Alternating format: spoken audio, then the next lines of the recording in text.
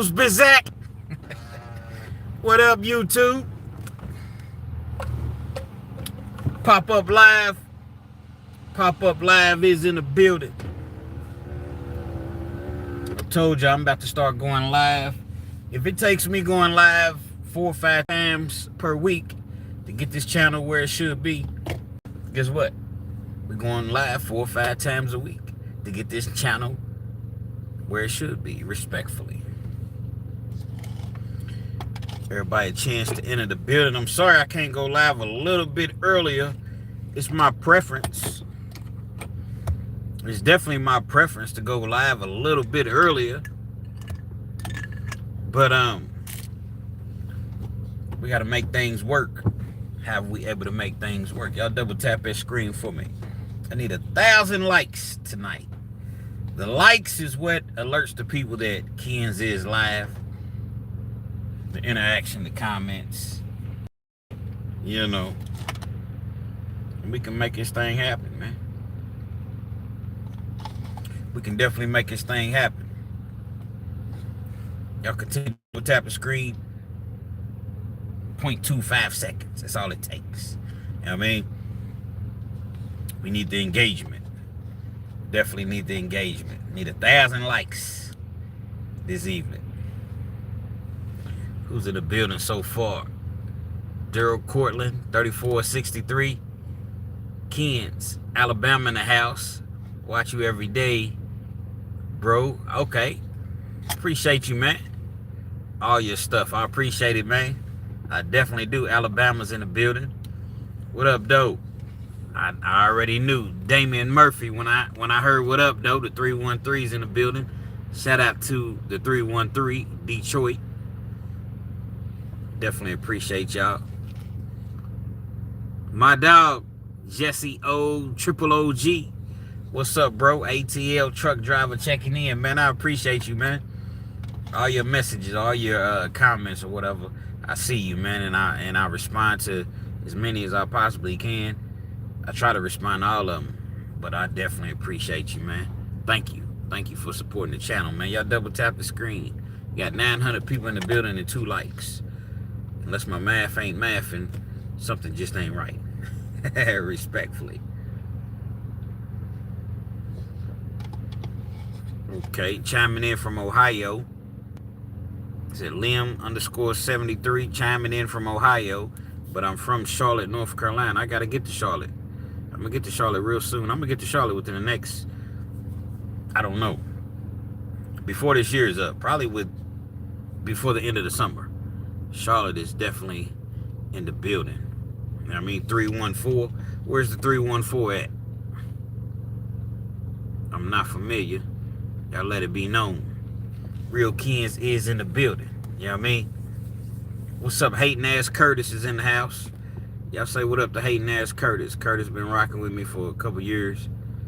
My dog, number 6 TB. You know what I mean? My dog, that's my dog for real, for real. Number 6, we refer to, he's number 6 because he was the number 6 subscriber that I had.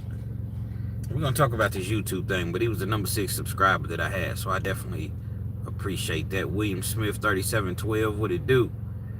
What it, North Carolina? Okay. That was North Carolina, my bad. I appreciate you. Thank you. Thank you, Curtis. Double tapping the screen. We need them likes up, man. We need 1,000 likes tonight. I don't know how we're going to do it, but guess what? Somehow, some way, we're going to get to 1,000 likes one day. You know what I mean? St. Louis is in the building. E-I. Uh-oh, what's coming tonight? The air right kids there every night.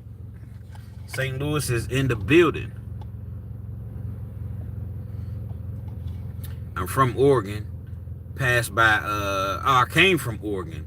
Passed by Eddyville Prison on I-24 near Elizabethtown. Yeah.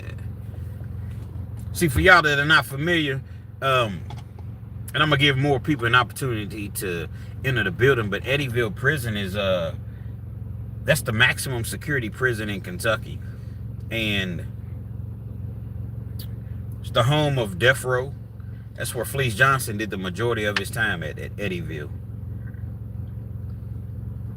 KSP, Kentucky State Penitentiary, but it's deemed as Eddyville.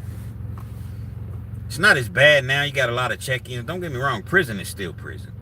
You know, but you got a lot of people there that are just old-time gangsters or people that, you know what I mean, they might have checked in. Not everybody.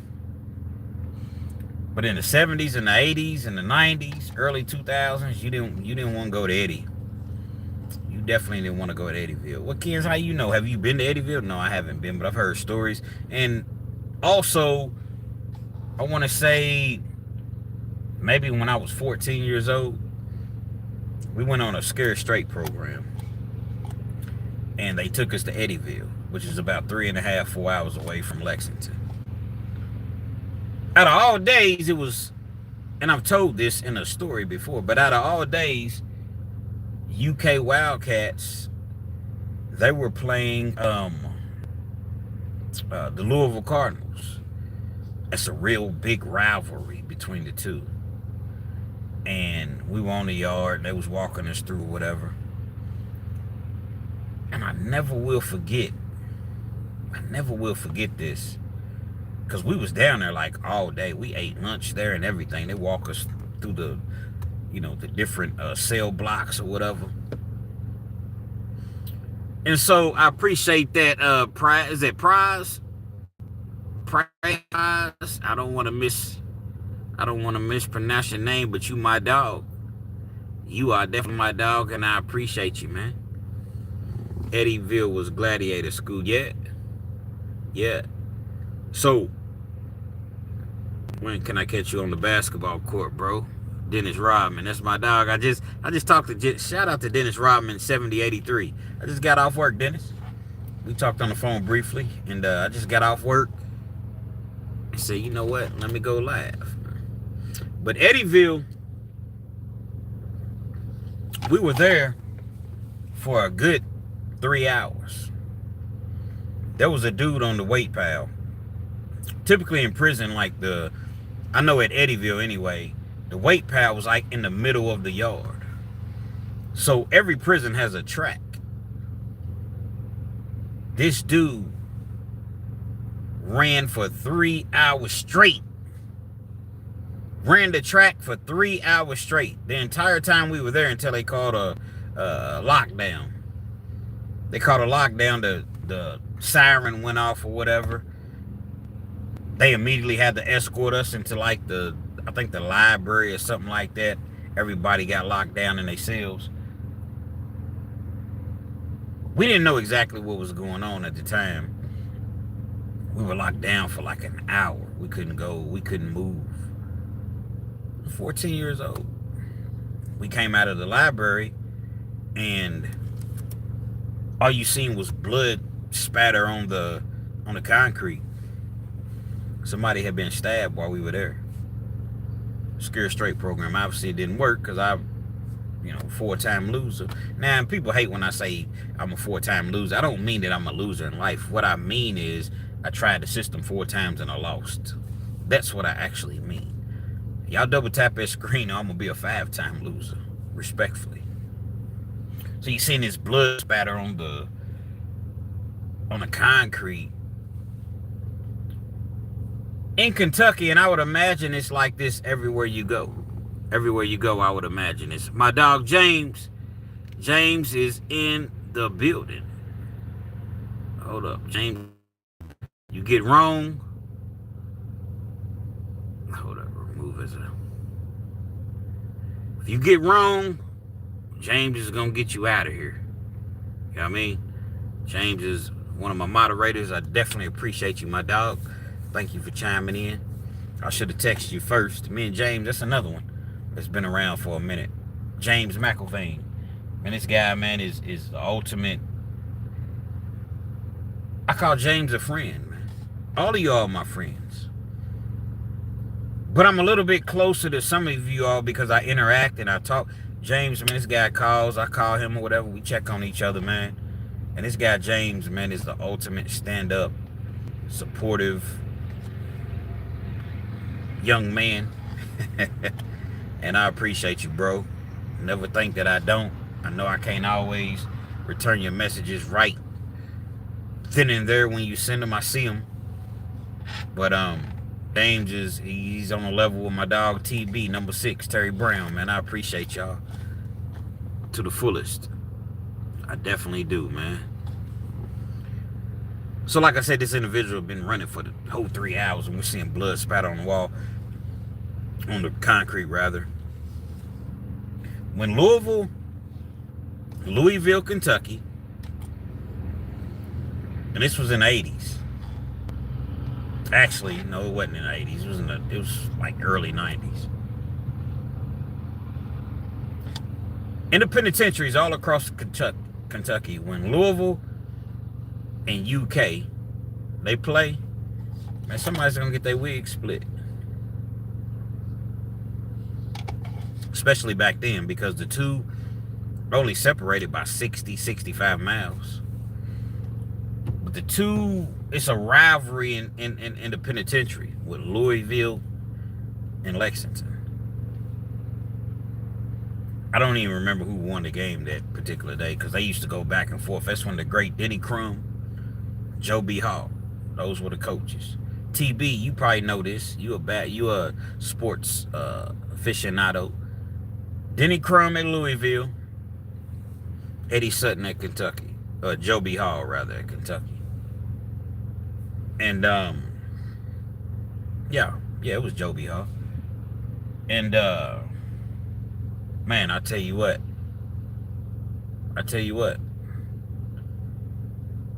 When a situation like that occurs, and these rivalries, and they playing against each other, and a team is losing, you done bet all your money on, or you just bleed blue. University of Kentucky's blue. Louisville is red. You bleed red, and somebody's talking crazy, man, somebody's gonna get split, man. Definitely gonna get split. And it was the wrong day to have us down there. And somebody got stabbed up. I don't know if they made it. I don't know what happened. Somebody definitely got stabbed up that day, man. You know what I mean? Not a good time. Penitentiary is one of those things to where, that's why I always say you can't play with people. At 10 Acres 07, what's good, my dude? I appreciate you. I appreciate you chiming in. Chopper Chill. Louisville 502, Chopper Chill. You know what I mean? I definitely appreciate y'all. Shout out to all my truck drivers. Y'all don't even know how many truck drivers watch my channel, and our channel, not my channel, our channel. Y'all double tap that screen for me. They watch the channel or they listen to the channel, and they hit me up and they say, Kens, I can't always respond because really we're not even, some of them, we're not even really supposed to be listening to anybody on YouTube or whatever, but can't really comment. But I just want to send a thanks out to you, man, because you always recognize us. You always send us a shout out, and I definitely do, man. I try to, because truck drivers make the world go round, man. All these things that we ordering off Amazon Prime, Amazon this, or online or what. How you think these items get there so fast, man? You got these drivers is out there risking their lives.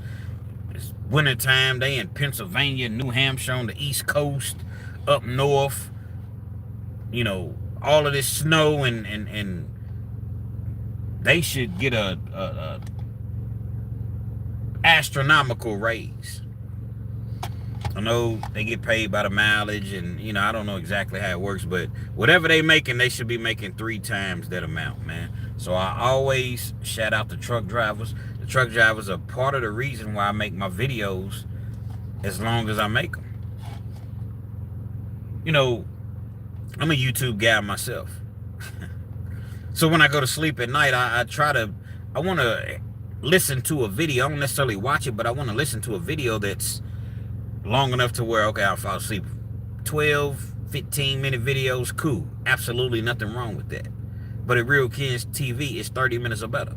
And those are the sort of videos that I want to listen to because not that it's boring or anything, but it's going to put me to sleep. And then when you listen to the same individual's voice, it's like your mind is trained to hear this individual's voice. Is weird. I watch YouTube all the time. Listen to YouTube all the time. I really do that more than I watch regular TV. I watch the game, sports. But YouTube is primarily my source of entertainment, man. Y'all rock with me, man. I have people telling me all the time, Kens, if you shorten your videos up, your channel might blow. And guess what? I'm going to. But I'm always keep it 30 minutes or better, but I'm going to just start adding in shorter videos, you know, maybe 18 minutes, 15 minutes. Start doing more part 1s and part 2s. I know a lot of y'all hate when I do part 1 and part 2, but let me tell you why I do it. So, if I have a video and I know that I could probably, or if I was a story rather, I could complete that story in 35 minutes, 40 minutes. But I say, well, if I do that 35, 40 minutes, everybody don't want to hear these long videos like that. And even if they do, the business side of YouTube is so much there, because there's another side to YouTube. So if I say, well, you know what, I'm gonna chop it up. I'm gonna do a part 2. So if I do a part 2, that many more people are gonna chime in and listen to it. And even the new people that just happen to scroll by and see, oh, it's part 2. Well, I gotta go watch part 1 and then I'll come back to part 2. So that's why I do that, because I get so many more views. I may get 1,000, 1,100, 1,200 views if I just do one part. But if I do a part 2, I'm gonna get 1,000, 1,100 views on part 1, and then part 2, maybe just as many, or 700, 800, 900 views. So it's a business thing. Don't take it personal. Don't take it personal when I do a part 2.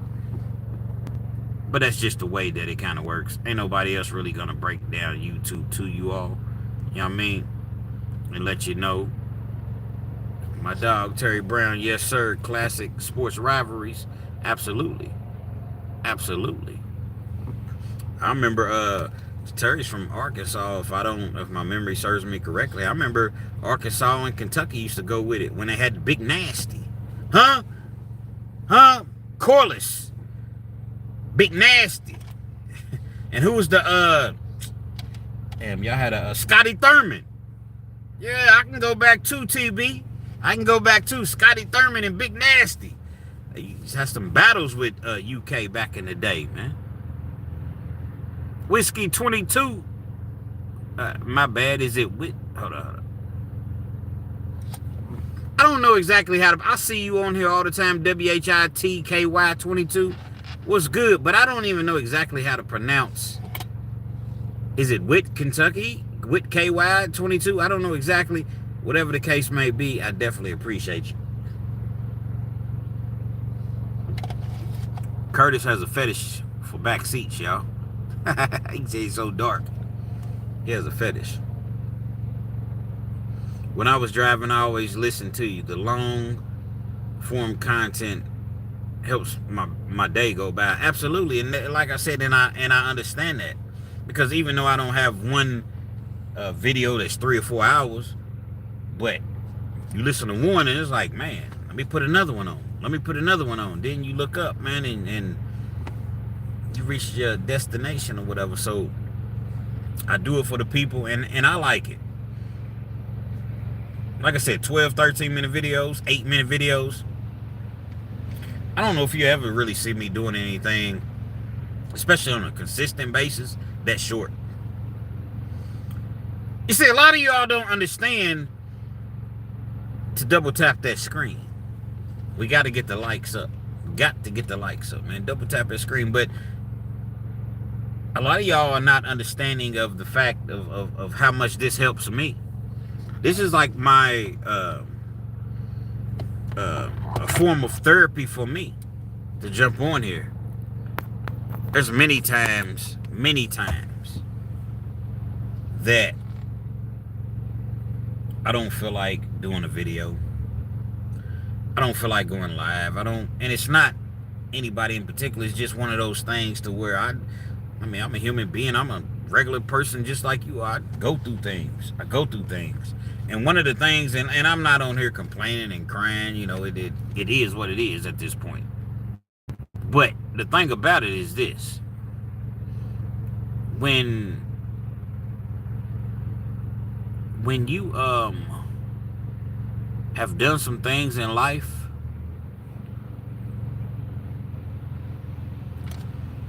somebody called me Big Shoulders. Yeah, man, when I was back in the weight pile, man, I just started working out again, but I don't really fool with the heavy weights, but I don't fool with the heavy weights. After having that hernia surgery in my belly button, no sir.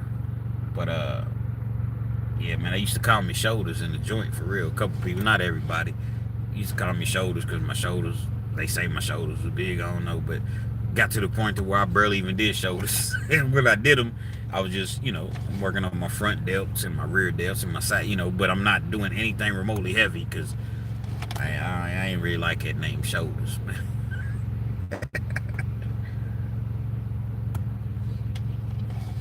But you know, when you get to reflecting back in life and thinking about things, and no, I didn't have surgery in jail. I had a hernia in jail, but I never wanted to get the surgery done, which I could have got done for free, but I didn't want to get it done 10 acres because I was gonna be in the hospital. They're gonna keep me cuffed to a hospital bed for 3 or 4 days, and I just didn't want to go through that in there. So when I came home, I put it off for about, I don't know, I put it off for about a year, maybe 2 years. And eventually I said, you know what? I got to go get this surgery done. And like I said, it was umbilical hernia. And I got it done on the streets, man. Went to the hospital, set it up, or went to my doctor or whatever. And, you know, got the surgery done.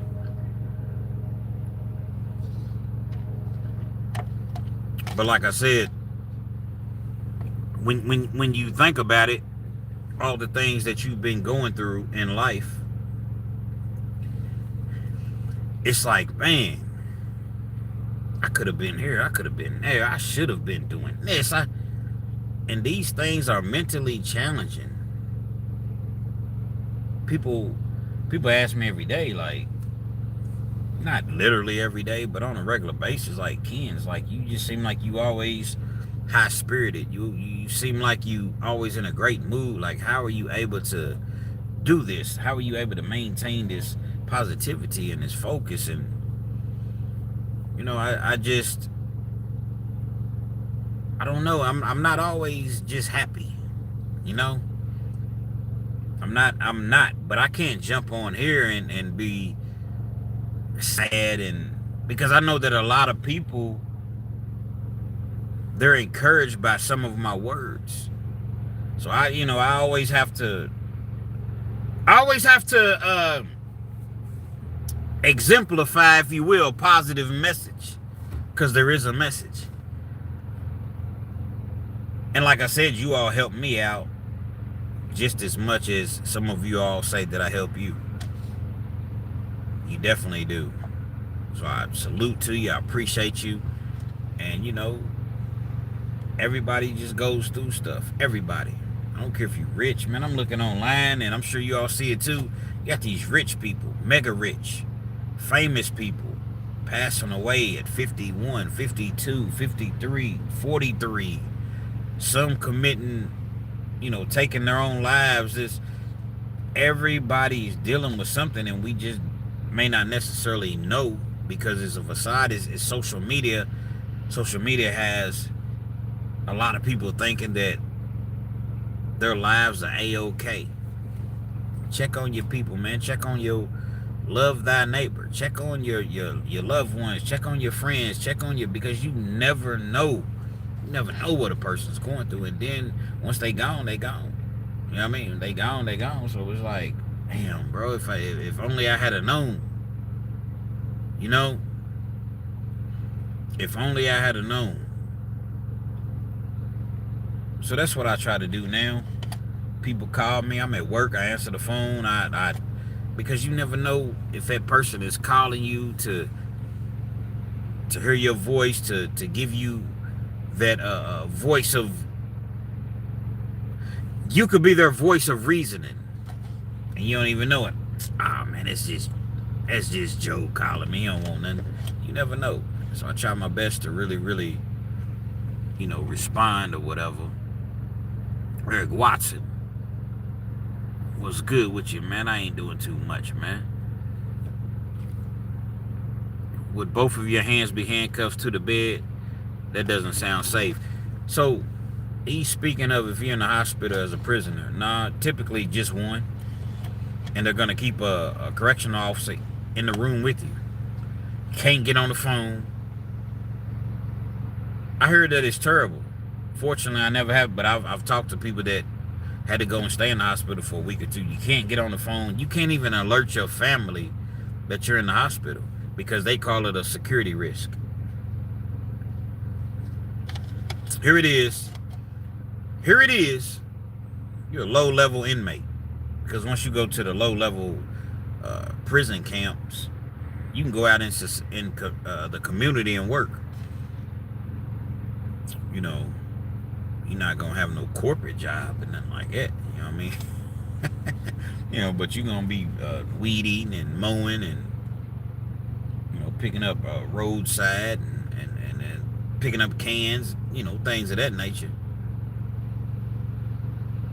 A lot of people look at that as a opportunity to get out them prison walls, to get out them prison, gates or whatever. Me, I ain't fuck that, man. I ain't working. And that's probably why I did so many years. 11 years probably should have been it shouldn't even have been nowhere even remotely over 2 or 3 years for real for the crimes that I was doing. But I'm in a Commonwealth state. Got sentence enhancements. Overcharge you severely. Individuals such as myself, man, I ain't going out there working, man. Dudes who want to go work, they get people to drop off tobacco, strips, whatever they want, and they keister it, meaning they put it up in them. I'm not, never, ever did that. Never. Wasn't interested in doing that. If that's your choice, everybody has to make a living, everybody has to do what they got to do. But for me, that just wasn't my thing, and I wasn't with it. You know what I mean? Can't even understand that, but I'm not here to judge nobody. You know what I mean? Definitely not here to judge nobody. James chiming in from East Vinland, New Jersey. Ken's James. W. Alexander. 7583. What's good, James? I appreciate you, bro. You know what I mean? I see all your comments. I read them. I appreciate you to the fullest. Absolutely. Grew up in and out of the hospital my entire life. Man, I hate to hear that. Bill Caven, I hate to hear that. Would you care to share with us what, your testimony as far as, or not necessarily your testimony, but why you were in and out of the hospital? 10 acres. A few of the homies had their surgery from lifting heavy furniture. Yeah. Had a hernia surgery ain't no joke, man. It's not a joke. The surgery is just like a regular surgery. I didn't really remember too much, but it was the recovery. And I never realized how much you actually have to use your abdominal, muscles or whatever. Like, I never realized that. I had the surgery, and simple tasks such as just laying in a bed. Like, literally, you know how you go to the bed and you go to lay down? That was difficult. Getting up, you have to have, if you're gonna have a hernia surgery, you have to have somebody there to tend to you. Driving home, you can't even drive in a car for probably, they tell you the first couple weeks. I'm hard-headed. About a week I'm driving, but the first couple weeks they tell you to stay out of a vehicle. When you riding home, your people, they bring a pillow, and you have to have that pillow so when you hit bumps and whatever the case may be, like your stomach is very, very sensitive. They compare it to a woman having a C-section. Speaking of women, where are all the women at? Ain't no women in the house tonight. Fellas, I appreciate y'all, but where the women at, man? You know what I mean? But it's all good. Brooklyn's in the building. What up, Brooklyn? I appreciate you chiming in. So we're going to do a Q&A. Y'all ask me whatever. I don't understand cheeking, how it doesn't fall.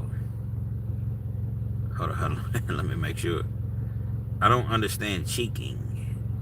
I don't understand what you're asking me, bro. Cheeking has a, couple different meanings, man. You know what I mean? But yeah, so in a nutshell, the heavyweight, done. Not fooling with no heavyweight no more. It don't even matter at this point, Don't fool with no heavyweight. When you go in the gym, a lot of times calisthenics, like, you don't really even have to fool with them weights. And if you do, use high volume, continuous. Anybody just wanting to get into shape, this is how I did it. Continuous movement. Circuit training. I know that it sounds so advanced. Oh, circuit training. But it's not. You set up 4 little exercises. It could be more, but I'm just using 4 as an example. You call it a circuit. Say it's arm day. You might do your arms, whatever your curls with something small, some 15s, some 20s. Once you finish doing that, do body squats for 30 seconds straight, or 20 body squats. After you finish doing that, you might do toe touches, 30 seconds. Once you finish doing that, do push-ups, 30 seconds. That's one set. That's circuit training. It's continuous movement. Once you finish, then you go to the next. Start all over again. Hitting the punching bag. Hitting the heavy bag. Sweat. Because you see, it's about getting your heart rate up and sweating.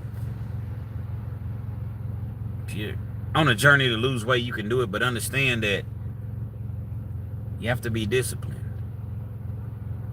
If you go and you work out and you're working hard and you're burning them calories, you're getting that heart rate up. Because I haven't seen gorillas in penitentiary, man. There's real life gorillas in there. And this weightlifting stuff is very, very serious. But if you're going to go to the gym, and you don't need to be in the gym 2 or 3 hours. You don't. You in there really doing what you need to do an hour, because, you got to stretch and change and all that stuff. So as far as your actual workout, once you begin the workout, man, an hour and 15 minutes, man, out of there. You don't got to be in there 3 hours.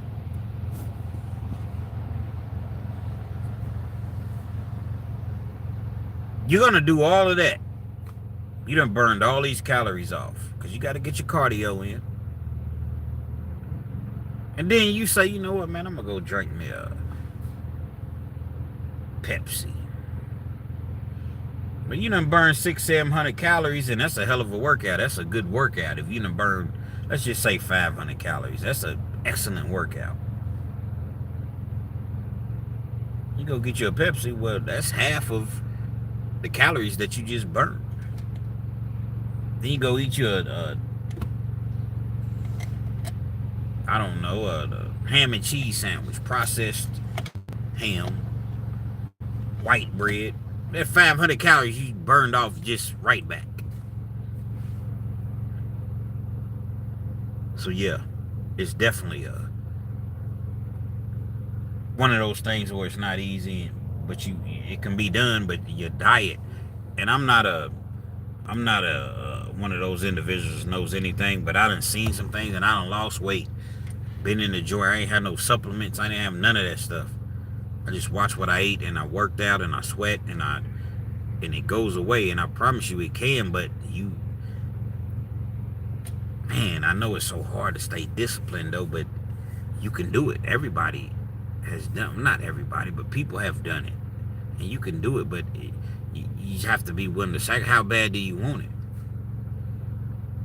Would Apollo tell Rocky when he was training him to fight Mr. T. Glover Lane?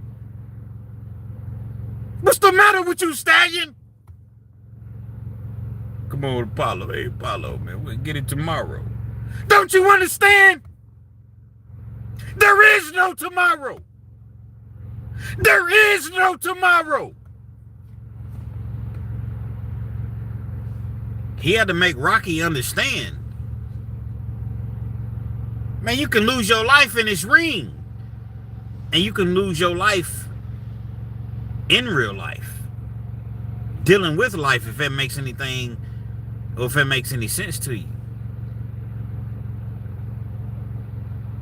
Rocky had his mind on his trainer, Mick. Mick had passed away.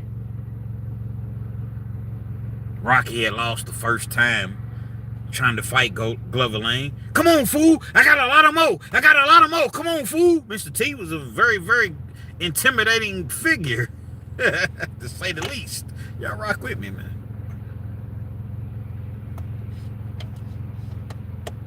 Rocky had all the excuses in the world in his head, though. He used to Mick being in his corner. Rocky was one of them dudes, man, you want to kill him in the ring, literally. Rocky's over in the corner, man. Both his eyes is busted up. It's in the early days when the first Rockies came out. He can't see out of either eye. His eyes is black, purple, or whatever. Hey, kid, I got to stop the fight. Mick is the trainer. He was like 8 years old. Kid, I got to stop the fight. You can't see. No, Mick. Mick. Cut me, Mick. That's a tactic that they used to use back in the day, man. Take a razor blade, literally cut you, drain the blood out or whatever, put a little Vaseline on and put a little tape, send your ass back out there. Cut me, Mick. Cut me, Mick. Y'all jump in the comment section. If you really hear me, you feeling me, cut me, Mick. If you know something about Rocky.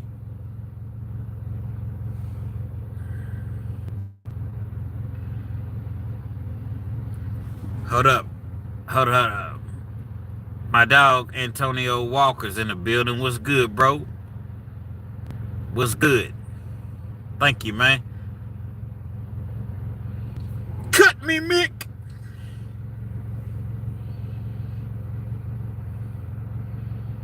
They don't make movies like Rocky anymore, man. Movies are just so exaggerated to this point. Like, they don't make inspirational stories the way that they did back in the day, man. I remember Rocky was fighting the Russian.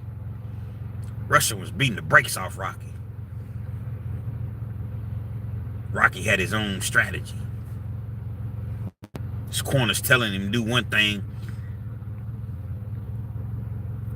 but Rocky's doing another. He's letting the Russian swing himself out, tire himself out. He's swinging.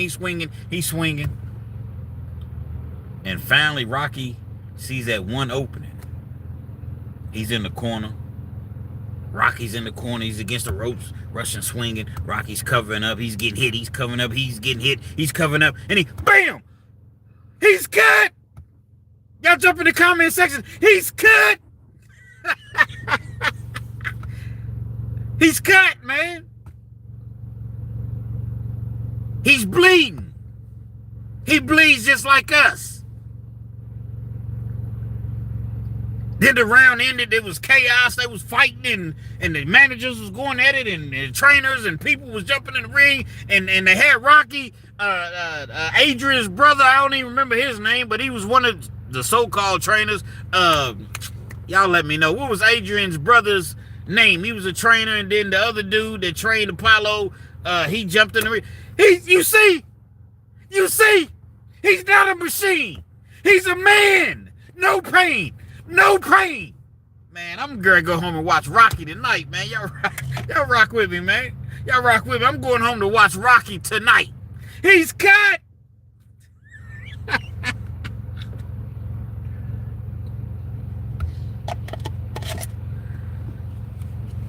Well, that's how life is. That's how I correlate all of that together. That's how life is, man. You get knocked down, guess what? You get back up. You get cut, your eyes are closed. Cut me, Mick. That's the mentality that you have to have dealing with this life, dealing with this world. Because it's a cruel world.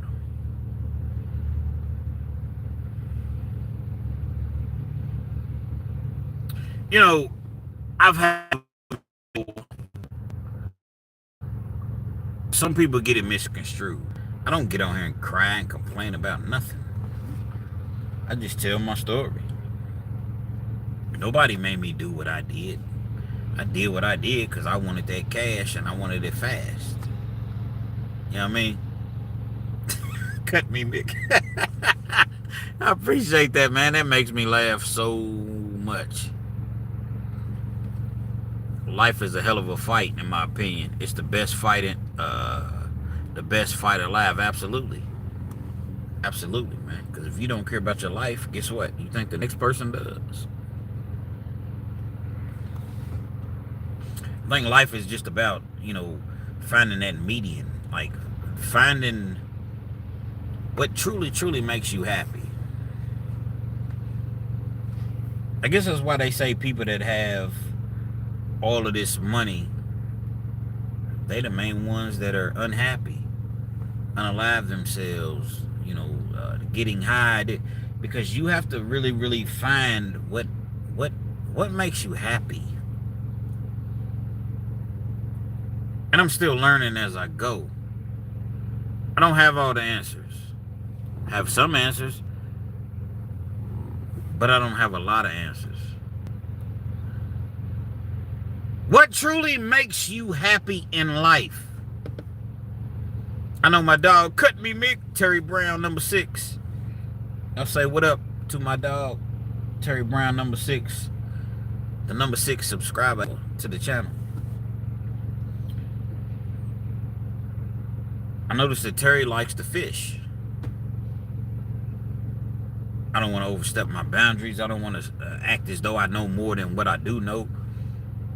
But in my opinion, it seems as though Terry likes to fish. That's his safe haven. That's his space to just tune out everything else in the world for that moment while he's doing what he truly, truly enjoys. So we have to have hobbies. We have to have things that we enjoy doing that we wouldn't make a dime off of. Because when you think about it, okay, you got to go to work. You work at your job 8 hours a day, 9 hours, however many you do overtime, but you got to get prepared to go to work. You travel home from work. By the time you do all of that, half of your day is up. You got to sleep. You get days off, a day off, whatever, how many days off, but you have to have something in which you can stress less. Let's run that back. I know we on a live, but the kids, how you do a live? You can't do a rewind on a live. Yeah, I can. Why? Because I'm 5'11". And everybody's 5'11". Y'all 5'11". You got to stress less. You got to be able to tune everything out and really, really focus and hone in on what makes you truly, truly happy.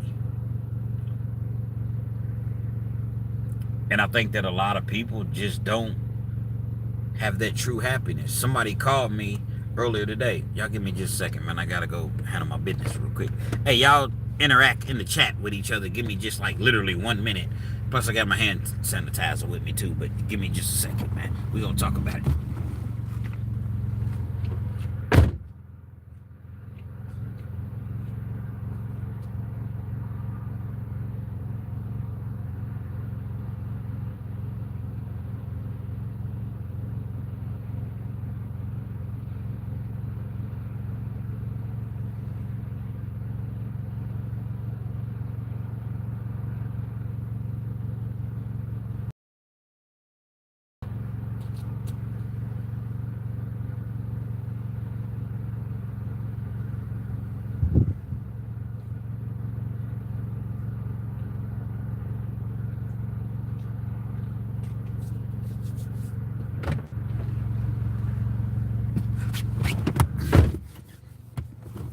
Appreciate that, y'all, for being patient with me. There is no tomorrow.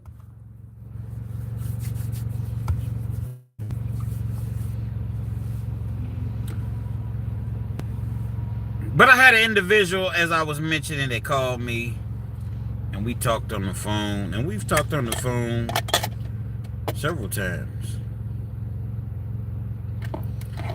And he was just expressing to himself, or expressing to me, how unhappy he is with his life.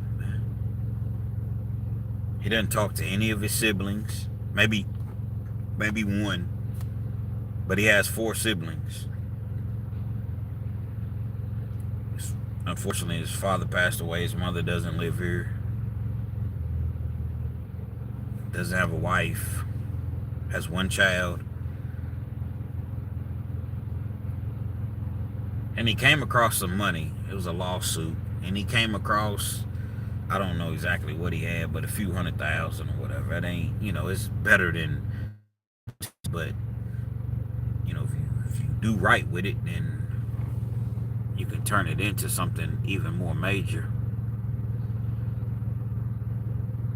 Okay, I see you, James, man. I appreciate you, bro.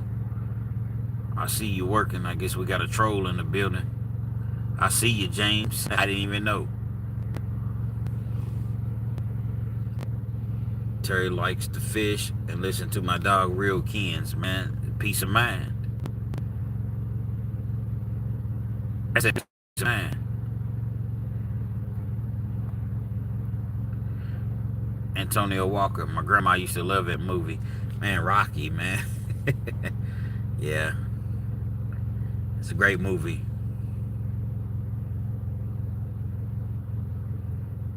I think some of your younger viewers may not get some of your movie references. I get it. But guess what? If they want to get it, they'll get it because they got Google. So if they really, really want to understand, they'll go and look it up. Because I don't watch these movies as far as, today's time. I do, but not as much. Where's the Solo red cup tonight? Man, I got the blue cup. But it's empty. Now it's empty.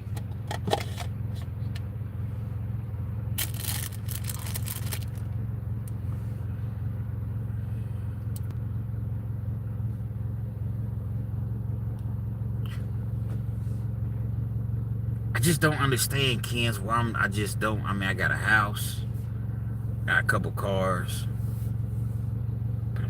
I'm not happy.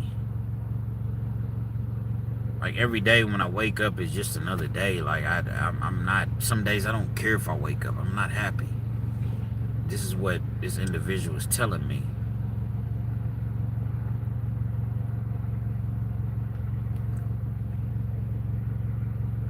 How are handicapped people treated in prison, for example, an amputee? I'm gonna answer that as soon as I finish with this. At Lim_73. I got you.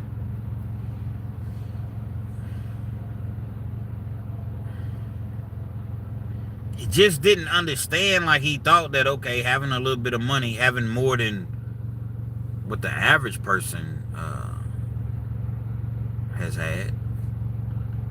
does have. Why am I not happy, man?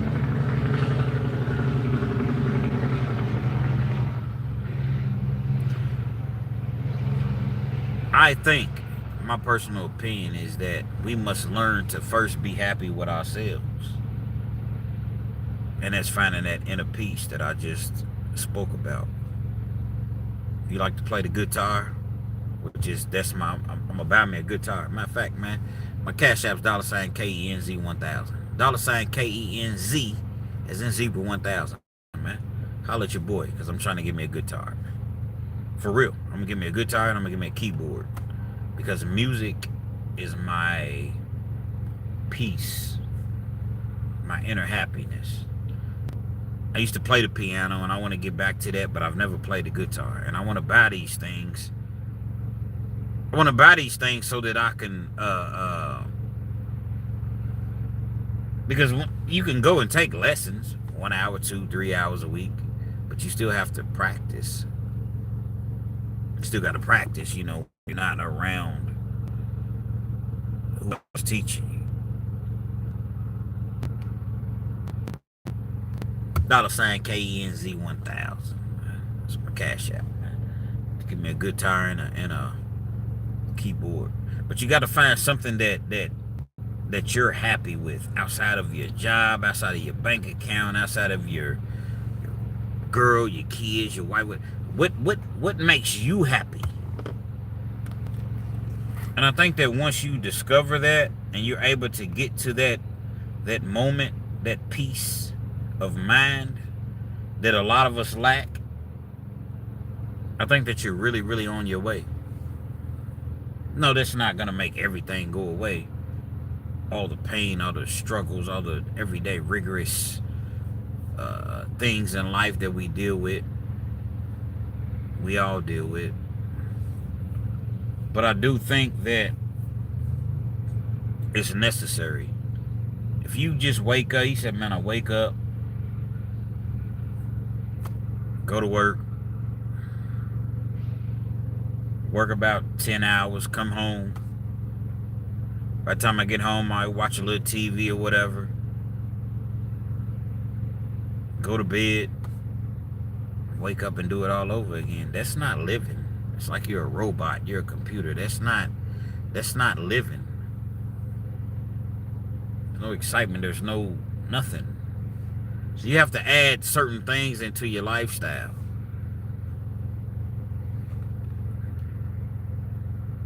Every woman that I kick it with, it never works out because you're not happy. And I'm not saying that it's just you, but if you're not happy with yourself, it's very, very difficult to be happy with somebody else. Gotta be happy with yourself first. Work on self. You know, they tell you when you first come home from prison, especially when you're in these sort of programs that they offer or whatever, self-help, substance abuse programs, or whatever the case may be, don't get in a relationship for at least the first year, maybe even 2 years. The average person is looking at that like, what? Are you crazy? Don't get in a relationship. What do you mean? You don't want to get in a relationship. And I understand it at this point. At the time, it was just like, I don't know about that.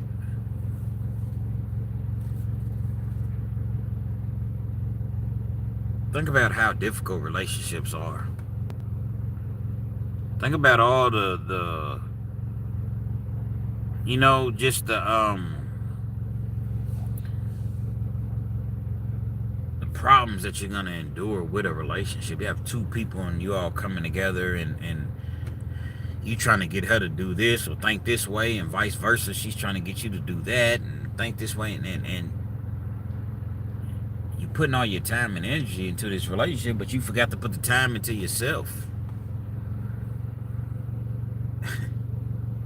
You forgot to put that major quality time into yourself. So while you're trying to help this relationship, which is not going anywhere, why? Because you're not even happy over here with yourself.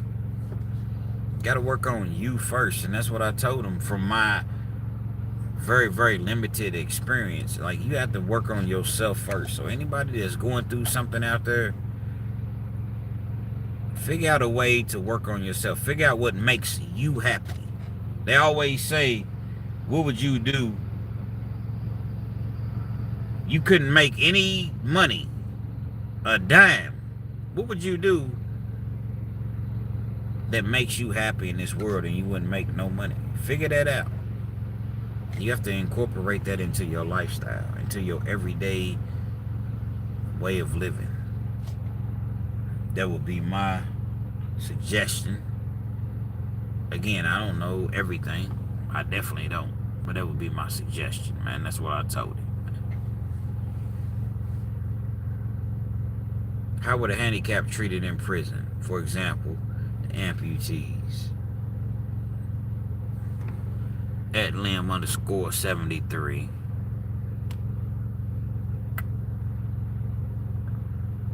Well, I'm going to keep it all the way real with you. Treat it like everybody else. No love in prison. You got individuals such as myself. I'm like, hey man, you need help, but they ain't really no love. Like if you get out of line, then you go get your issue. Now if you're in a wheelchair, like you said, amputees or whatever, your legs or a leg or whatever, they assign you what's called a pusher. If you got a pusher, because you have to have a job in state prison now. Not when I first came in, you didn't. But now you have to have a job or you have to go to school. Your job may be a pusher. A lot of people don't want to do that job, though. You got a dude in a wheelchair and he weighs 140 pounds. It's cool to push him wherever he wants to go around the yard. If he wants to go to commissary, you got to push him. If he needs to go to medical, you got to push him within your shift. If he wants to go to the gym, if he wants visitation, whatever, you got to push him. No problem. But then you got individuals that's 350, 280. No disrespect to nobody, but a spade is always going to be a spade. Motherfucker weighing 340 and I got to push his ass all over the night. Hell no. And I'm making $27 a month. This is my pay for doing this. But somebody's going to do it. There's always going to be an inmate. The staff ain't going to do it. As far as how they're treated, I used to have a little partner, man. He wasn't a little partner, but I can't remember his name, to be honest. We'll just call him James. James had one leg, but he had like the, like the attachment on the other leg. James, man, he loved me to death, man. James fooled me. James had some money. He had gotten like a lawsuit or whatever. So, and I'm not saying that he just had money from the lawsuit, but James had some money. And we was at Blackburn. Blackburn's like a regular, it's a low-level security. It's not even a prison. It's a correctional complex. Now, don't get it misconstrued, because I done seen probably the worst beating I've ever seen in my life at Blackburn. We was in the same pod together, which is just a unit. It's 50 people in the unit, like an army barracks or whatever. And he was my partner, man. I slept above him. Pause. Bunk beds, he's on the bottom rack, I'm on the top. And we got real cool, man. And this dude, man, really liked me. Like, he fooled with me, man. So we got to the point, we used to wrestle and all that. I'm like, you think I care something about your leg? You think I care? He's like, you some bitch. He was from the hollers. White dude, probably 5'11". Gray hair, gray beard. He was one of them type, but he wasn't even that old. He was probably in his 40s at the time. At the time, I'm in my, 20s or whatever. You think I care something about that wheelchair? What's up, man? You want me? You want me today? He'd be like, you ain't said nothing. And he'd use this little, he'd get up out of the wheelchair and he'd throw his hands up. Be like, what's up? And we wrestle, we play around or whatever. That was my dude, man. That was my dude for real. And so the rest of the dorm caught on and they see that we would play. And I know I always speak against playing in prison, but this is a unique situation. Like, it wasn't. Some days, man, he may see that I'm down, because you have down days in prison. You have down days in life. But especially in prison, man. But I don't even know if I want to say especially, because you probably have more down days in life than what you actually have in prison. Truth be told. Never switched up on me. I always was the same. Man, you need anything? You need anything? Nah, man, quit asking me. You need something? It's just the sort of conversation we have with each other, whatever. And it was just, it's like he had so much spirit and so much life. His wife came to see him every week. She was there on visit, kids. He introduced me to the family. We was on visit one time, a couple times or whatever. But and if anybody had ever did anything, which that wasn't gonna happen, not there, but man, I was gonna ride with him, man. I was gonna rock with him, cause that was my dude, man. I'm talking about I'm laying in my rack chilling. I ain't bothering nobody. He come and hit my bump, cause it's a rule in penitentiary. You don't touch a person. You just, if you trying to get their attention, they sleep or whatever, you hit they mat or whatever, but you don't touch them. Nobody cared about you trying to sleep. What's up? All that shit you was talking earlier. You want me? You want me? Man, I'm telling you, man, when I was in the joint, I never really had too many issues. I got in some fights, but I'm saying it didn't even matter. I never had too many issues because I don't know. Like, people just rock with me. And then when they found out that I was a little bit older than, I guess, how I looked or whatever, a lot of little youngsters would come up to me, man, and like trying to, you know, like get some knowledge from me, get some game or whatever. Come on, OG. Come on, old nigga. That's what they. Come on, old nigga. Let's play chess. But they really they're searching for that father figure that they never had. I'm 30-something years old. They ain't number 19, 20 with. I ain't never really had no major problems wherever I go, and I've never tried to adjust. I just said, you know what? I'm gonna be me. I'm gonna just be me.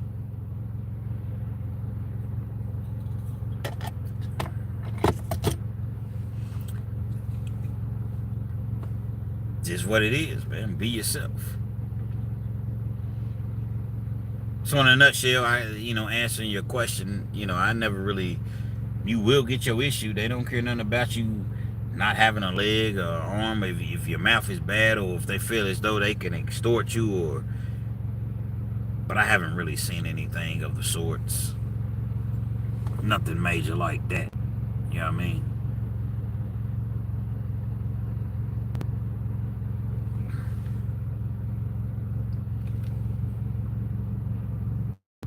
I love the saxophone. I used to want to play the saxophone when I was a kid.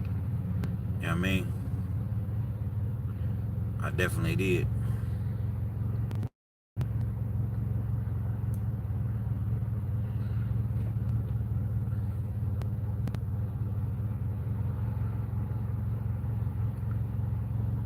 What's the jail or prison off the interstate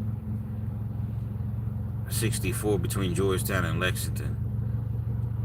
Not too far from the park. Is that low level? Yes, Blackburn. The facility I was just speaking of.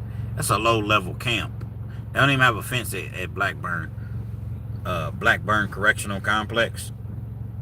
They tried to put a fence up for years. But the lady that owned it, because she owned all of that land. And she had it in her contract. In the contract, as long as my name is on the contract, you can never put a fence up. And she passed away, and her kids, took over everything or whatever, and they, it was rumored that the kids was gonna sell it to Blackburn or whatever, so that they could put a fence up, because they really want to put a fence up. The crazy thing about it is the prison, like if y'all ever look it up, it's like smack dead in the middle of a neighborhood. Now, how does that sound? A prison in the middle of a neighborhood. But the thing about it, the prison was there first. Then they started building the houses or whatever. Every once in a while you have an escape, but it's nothing to where, most of the time when a dude escapes from prison, man, they trying to go see what they girls doing. As far as the low level at Blackburn.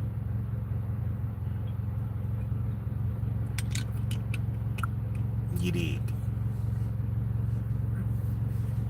Appreciate that at Lim_73. Bill Caven, what kind of music is good to listen to from your block? Kens, I listen to music every night.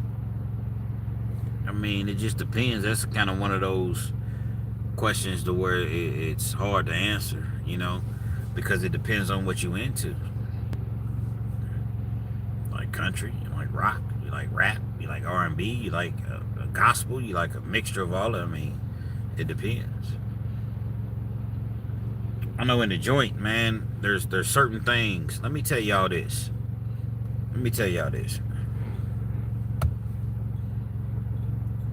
Somebody sent me a super chat. I can't see it right now, but thank you. Whoever did that, salute to you. I appreciate that. The Cash App is $KENZ1000. $KENZ1000. And people sometimes be like, Kens, why you give out your Cash App? Well, that's what YouTubers do. A lot of people don't understand the work that comes with putting out a simple video. Going live is easy. That's why you have a lot of people that can just go live now. I'm learning that. They don't even deal with the whole trying to upload and no, they just go live. Because it's a whole lot less work. When you're trying to upload a video and you done a video and you got to come back and edit it and you got to come back and wait 3 or 4 hours for it to upload, sometimes longer, do the thumbnail, do the there's so much that comes with that. So people just say, you know what, I'm going to just go live. Because after you're live, it uploads on its own as a regular video. Me, I try to do both.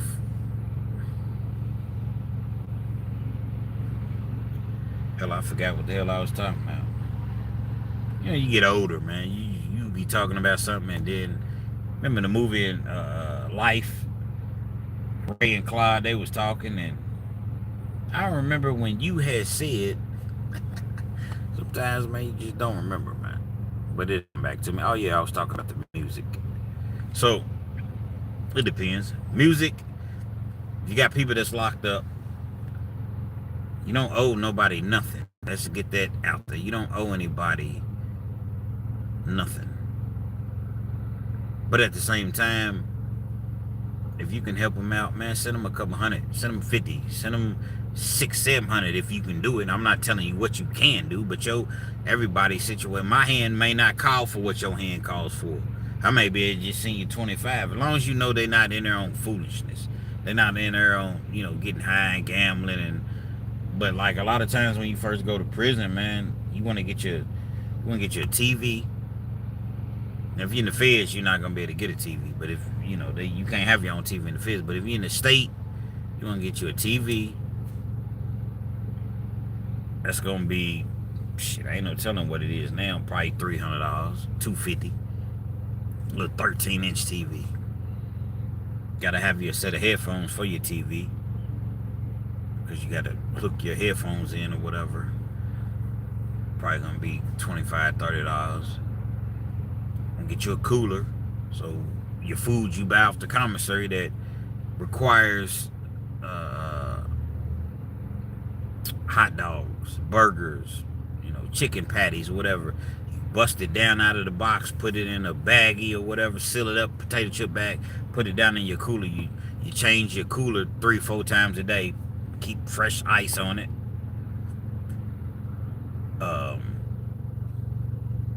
When I left prison, MP3 players is what they had. Each song was $2. Get your MP3 player, then you're gonna need some headphones for that. You can have up to 3 jogging suits, gray jogging suits. Get you some shirts, some thermals. It'll be cold on the yard in the wintertime. Get you a couple pair of tennis shoes. All of that adds up. $1,000. But guess what? These sort of things in prison will really, really keep you out of the way. If you can go back to your cell or to your dorm, hook your headphones up, lay in your bed, you got some commissary or whatever, eat your little sandwich or chips or whatever, and you know, you working, going to school, just staying out of the way. These type of things can really, really help an individual when they're locked up, because it keeps you out of the mix. I hated being locked up, but at the same time, there's nothing better than being able to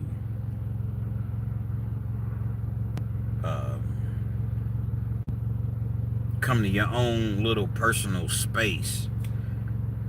It's not like TV. You ain't coming to no cell. I don't know of any prison that has individual cells other than Eddyville. Most of the time you got 2-man cells. But even if you got a 2-man cell and then you in there with somebody that's cool, it's still not totally your space, but you can get in your space. Like I said, eat your food, do whatever, put your sweatsuit on, or whatever you sleep in, whatever you relax in, and just lay back and chill, man. Let them have all that foolishness that's going on the yard. Because I'm going to tell you, if you don't have nobody sending you no money in prison, they give you khakis in Kentucky. Khaki pants, khaki shirt, black Bob Barker boots. And that's what it's gonna be. You don't have the luxury of relaxing when you come back. Well, Kansas, you shouldn't go to prison. I mean, why should you be able to be in prison and relax? Because you're a human being. Because a lot of you all, maybe not all of y'all, but a lot of you all, if you got caught for doing some of the things that you have done or some of the things you are doing, you would be in prison just as well. You know what I mean? Appreciate that, Bill. I'm going to keep slanging these pieces as long as I need to. That's not the ultimate goal. That's not what I want to be doing. But until something else jumps for me in life, man, I'm going to be slanging these pizzas, man. You know what I mean? This is what it is. Better than being in prison, getting $27, $28 a month. So yeah, I appreciate that, though. Good night to you, bro. But yeah, like I was saying, man, you know, these things in prison, man, these things really, really will help you to understand that, man, I got people out here that's really, really cheering me on, you know. They really, really want me to do well in life or whatever. So it should be a form of encouragement to make you do better.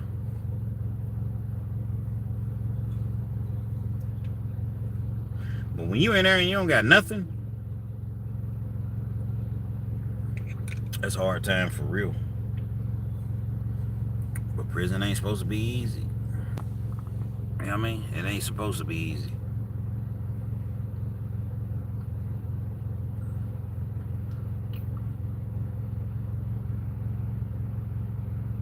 Ronnie Ron, 6157. What side of Kentucky has the worst prisons? Eastern side or out west?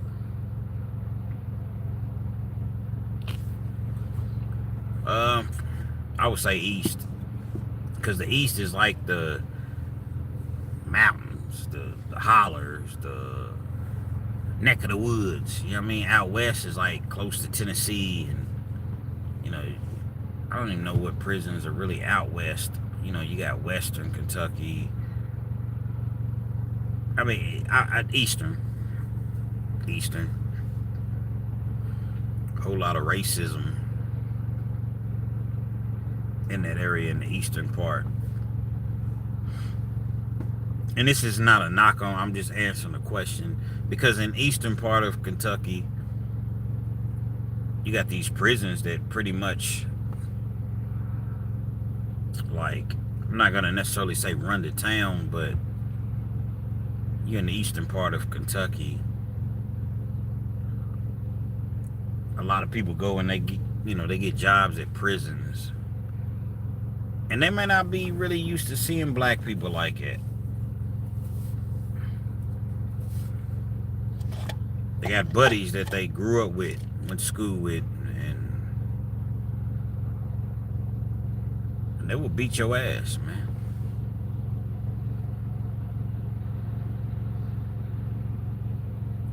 My partner Omar,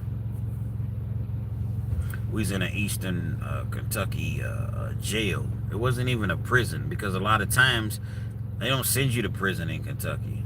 They'll keep you in a jail. Like A county jail, literally keep you in a county jail. And Omar was from Cincinnati, Avondale. Shout out to Avondale. My dog Omar. Derek Surreal. That was his real name, Derek Surreal.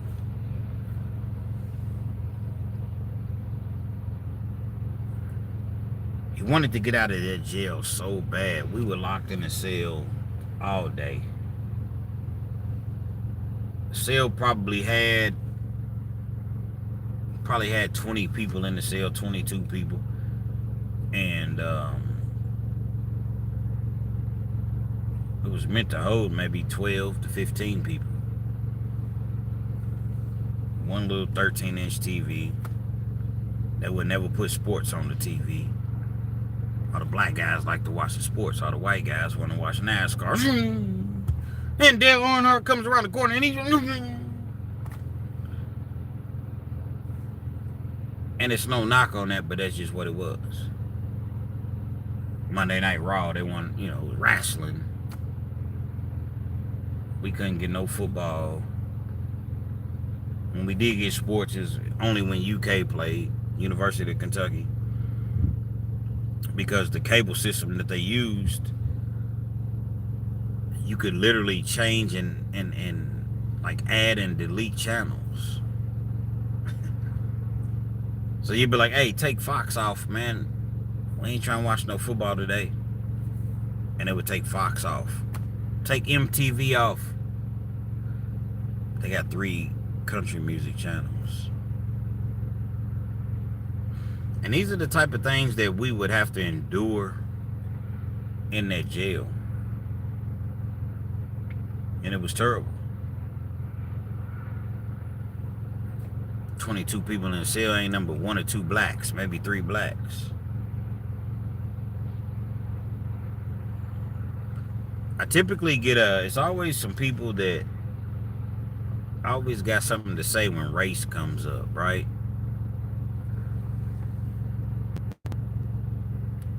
They always have something to say. Come on, Kansas, 2026, 2025, 24, whenever it was that I made the statements.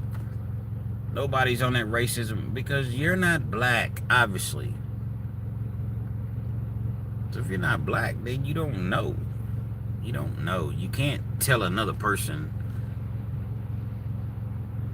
what they experience, what they go through on a daily basis. You can't do it.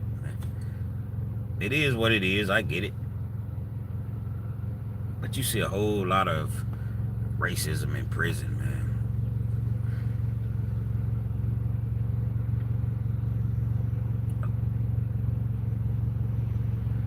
The individual that got unalived last year, and I don't have his name right in front of me. I hate the fact that I can't remember it, but I've spoken on so many. And he was in a New York prison.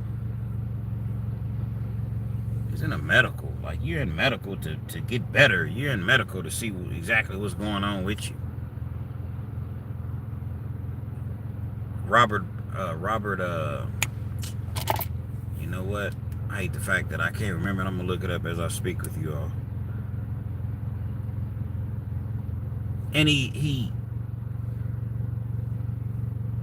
sitting on a medical table with his hands behind his back, cuffed. Because that's how they treat you in there. You cuff. You're already in prison. But he's cuffed. His hands are cuffed behind his back. I don't know if any of y'all have ever had to deal with being handcuffed, but it's not the most comfortable position in the world.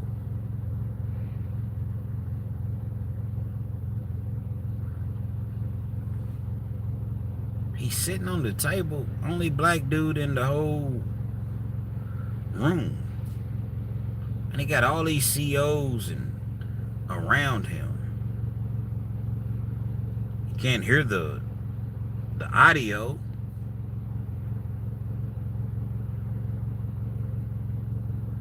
But then all of a sudden, they just started beating him. guess he must have said something that they just truly didn't like. They started beating him. And beating him. And it seemed as though the more they beat him, the more people that joined in. These are correctional officers. You got other people in the room, nurses. Nobody tried to intervene. Nobody tried to stop it. Matter of fact, you had people that were lookout people. And if you know the dude's name, man, y'all jump in the comment section and let me know. But I just can't remember his name.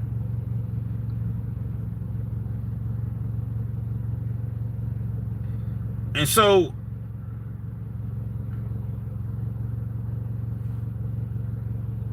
to see something like that was so painful. To see something like that was so just imagine a doll. Robert Brooks.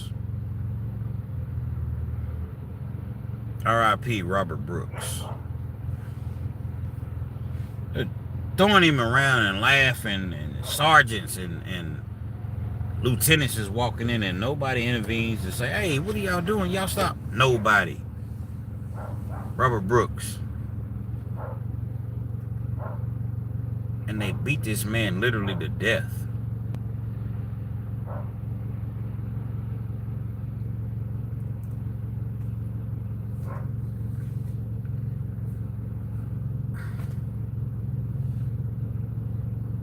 This sort of behavior has been going on for years.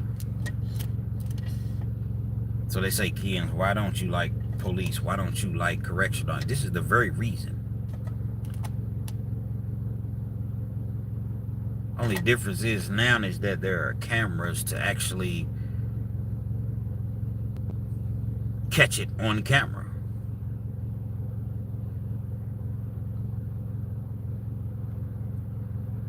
Beat that man to death, man, with his hands cuffed behind his back. Hey, James, get this Alvin dude out of here, please. Matter of fact, let me do it. Yeah. I'll take the pleasure in getting this weirdo out of here.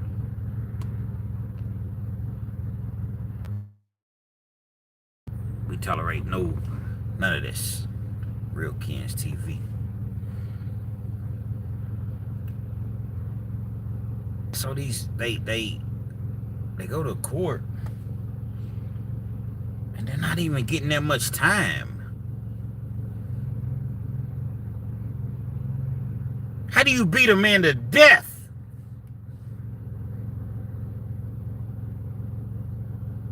And they're getting like 12 years, 15 years, 7 years, 6 years. How? Please, somebody explain to me how. If you're not familiar, Google Robert Brooks, New York beating, New York, inmate death. Robert Brooks. Google it if you're unfamiliar. How do you only get 6, 12, 8, 10 years? No remorse statements for the family. Do you have anything to say before this court? No. How? But then you have these idiots that want to be like, well, Keyens, race stuff don't exist now, man. It exists way worse than what it ever existed. At least back then, it was what it was. Now it's camouflaged.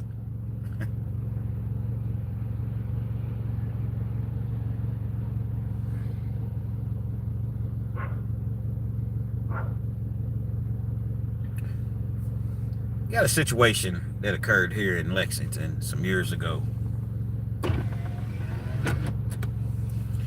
Got a young man at the time. Another case y'all can Google. Every case I tell you about, you can Google if you take the time to do so, if you choose to do so. Glenn Donahue. I believe that's how you pronounce his name. Glenn Donahue. Donahue.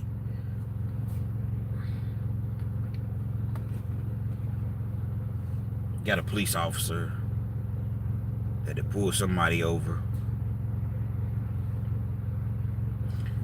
Allegedly, Glenn comes around the corner. when he comes around the corner, this is what they're saying. This is what the police is saying. This is what the Commonwealth is saying.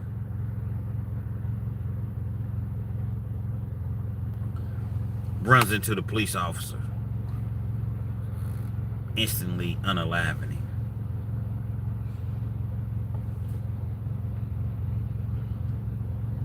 He gets caught up, you know, late on that night, next day, whenever he gets caught up, they try to say that he intentionally unalived this police officer. Locked up. They doing the due diligence as far as the evidence and investigations and things of that nature. And it come to find out that this officer had been cited like 2 to 3 times, or not necessarily cited, but they had complained because when he was pulling people over, he was standing too far out in the street. Truck was registered to Glenn Donnie. He had a white girl in the truck with him. Glenn Donnie was a black dude, had a white girl in the truck with him. The white girl allegedly said she was driving. She was like, I was driving. He wasn't even driving. But they didn't want to hear that. Nah, you wasn't driving. That was out for blood because one of theirs came up stinking. Respectfully. He goes to trial with it. Convicted. Only thing that saved his life is that the jury didn't convict him of actual murder. They gave him like homicide or manslaughter, one of the two, which carries a lot less time, but they still ended up giving him 20 years. And guess what the judge said? The judge that I had 3 times. It really saddens my heart that the most time that I can give you is 20 years. Word on the street, this dude wasn't even the one driving. And even if he was driving, it was an accident. He came around the corner. He wasn't trying to hit the police officer. And you had every police officer from the city in the courtroom. I don't have a problem with police officers, for real. Like, I just recently became really cool with actually, he's a lieutenant, man. Cool dude. Like, I don't have no problem. I just have a problem with the ones that don't do the right thing. I have a problem with anybody that does,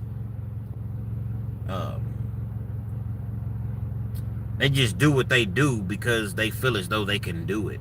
Those are the people that I have problems with. I don't have no problems with no police officers. We need police officers. I don't have no problems with correctional officers. I'm cool with some correctional officers.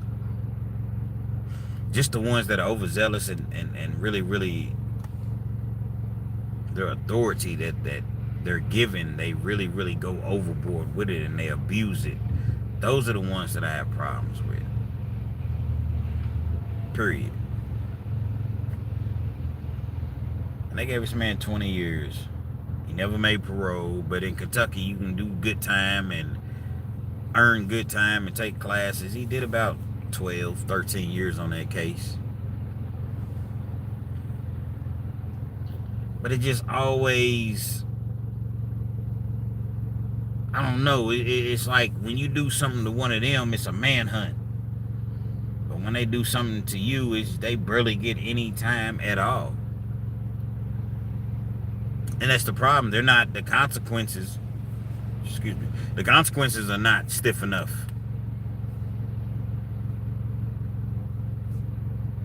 Start giving some of these dirty cops the death penalty. You gonna give it to us if we do something, if you're eligible for it.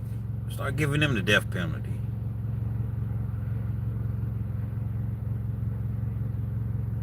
They ain't giving them no time. Woman shoots a man in his back some years ago on the ground with his hands behind his back. You got 3, 4, 5 officers right there holding his legs, holding his arms down. He's moving, he's squirming. Yeah, he's afraid, man. She pulls a gun out, shoot the man in his back. Guess what she say? I thought it was my taser. I was just trying to subdue the suspect. I thought it was my taser. And they gave her 2 years. I mean, what the fuck, man?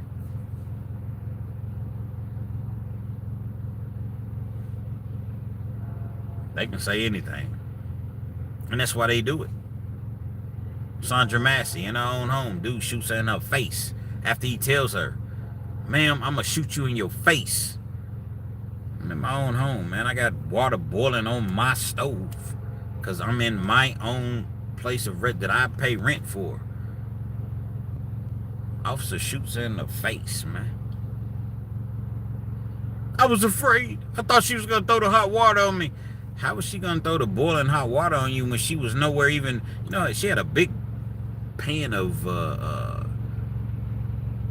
hot water that was boiling, but he's every bit of 10, 12 feet away. How's she going to toss this water away at you? You told her to turn the hot water off. He didn't just turn it off on his own. You told him to turn it off. Told her to turn it off, rather. Guess what? I don't even know what happened with that situation. I know he was going to court. I know he got charged, and they always get bond. We don't get bond. We're remanded. Or a bond is so astronomical that we can't make it.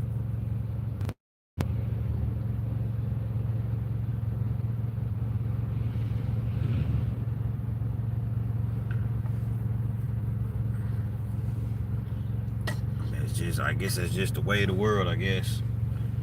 I don't know. It's good for the goose, it's good for the gander. Not when it comes to the police, though, because they can do anything. That's why they continue to do what they do. Do you know that they understand that they're being recorded? You understand that they understand that there's cameras everywhere, people got phones, but they don't care. Because that racism comes out of them. And when it comes out, man, it can't be called back. So that's why I talk about racism. That's why I talk about the fuck I say with these racist ass cops and correctional officers, because that's what it is. I don't give a damn if it's 2046. That's what it is.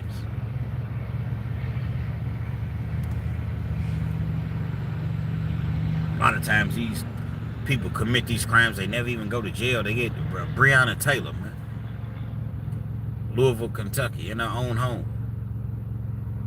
No knock warrants. Kick the door in. Don't nobody know who y'all are. If put you all selves in this position.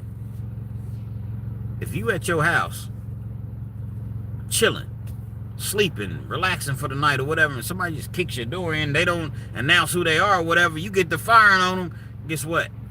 They get what they get. No knock warrants. Should have addressed who you were. Innocent young lady loses her life. Innocent young lady in her own home, man. By the hands of the police. I can go on and on and on and on and on.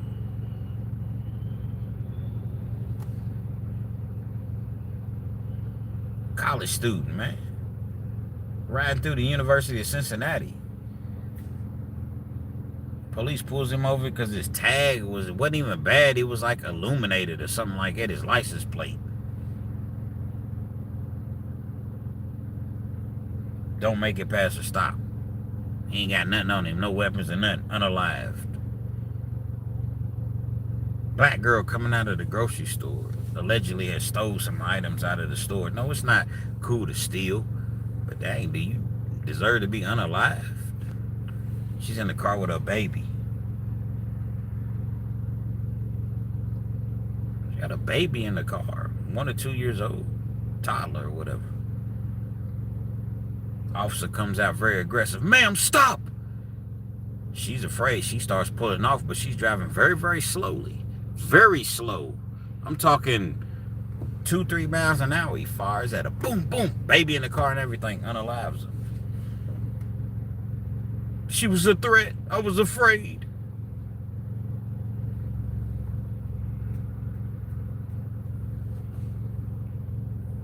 Black man at Wendy's. Had a little bit too much drink. I'm gonna pull over. I don't want to drive. Let me pull over and get myself together before I attempt to drive home. Police is called. Man's in the car asleep. That's the call. Man's in the car asleep at a restaurant. They come. Get him out of the car. He's confused these days. He don't know what's going on. True indeed, he shouldn't have taken off running, but that don't give you permission to shoot somebody. This ain't the old days. Freeze! Takes off running. Police, instead of just tasing him, several of y'all there, he just, no threat in there, he takes off running. Y'all shoot him in the back. Bam, bam, bam. No charges. Nothing happens. Paid administrative leave. Pending investigation. These type of stories, I can go on and on and on and on and on. But I think you all get the gist of what I'm saying. So now I don't like the police. Overall, I don't. Don't like correctional officers. Overall, I don't. But are there some that are cool? Are there some that's just there to get their money, get their paycheck, and go home? Absolutely. But then it really makes me wonder, like, well, how are you, even though you might not be a bad one, you're still a part of it. You know what they're doing. You see what they're doing. So how can you be a member? How can you be a part of this?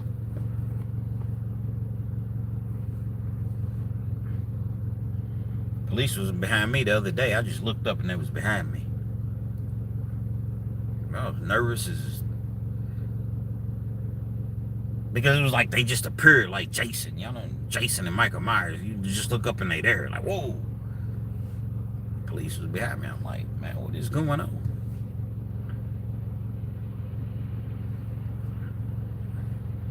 They ended up jumping back in the car, driving off. So apparently they was looking for, somebody specific, but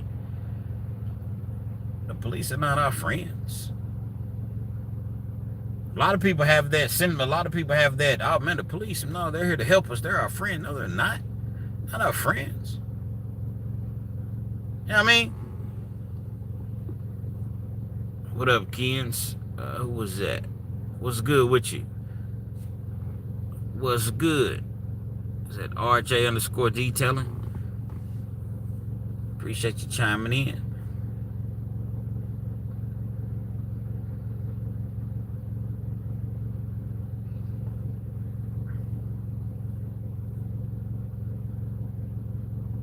So I just choose to steer clear and just stay out of their way as much as I can. Police pull me over or they talking to me, man, I ain't giving you no problems, no issues, no nothing. Yes, sir. No, sir. Okay, sir. Do I have permission to go into my insurance papers or whatever in there, or you can get them out, or if you need me to get them out, I'm not offering, I'm not resisting in any manner. I don't have any weapons in the car, because that's how you have to be. A lot of times people on the flip side, they don't deserve to be unalive, but they get to arguing with the police. Now tell me, you're not going to tell the police, so it's best to just do what they say, because you're not making them do anything. I want to know. Get my mama on the phone. Call my mama. You sound ignorant. Let's just keep it real. You sound ignorant. Your mama, what's your mama going to do? You know what I mean?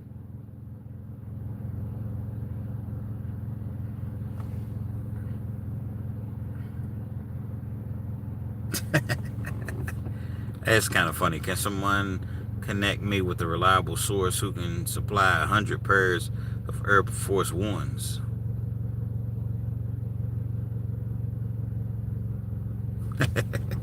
That's funny.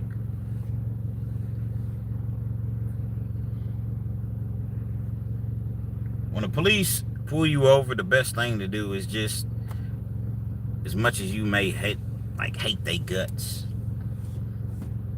man, comply. I want the captain down here. I want your boss down here. What is your badge number? Man, what do you think they're going to do? Come and take your side? You think that they're going to come down and be like, well, you know what? Nah, man, just do what they tell you to do. Because the goal is to make it home. The goal is to live to see another day.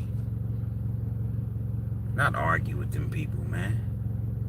Even if they did wrong, man. I done been pulled over before and state trooper blatantly lied on me. Clearly lied on me. Said I ain't have my seatbelt on, and I always ride with my seatbelt. Plus my windows were tinted. Called, try to make a complaint. Well, he's one of our most decorated officers, and you're right, don't worry about it. Some things you got to charge to the game, man. Because you're fighting a battle that's not really, it's not going to be won in certain instances, certain situations. Bro, you was way in front of me. First of all, you was coming up from behind, pause, double pause, triple pause. Passed me up. You slowed down, allowed me to pass you up. Then got over into the same lane that I was in and then pulled me over talking about my seatbelt. And I had my seatbelt on.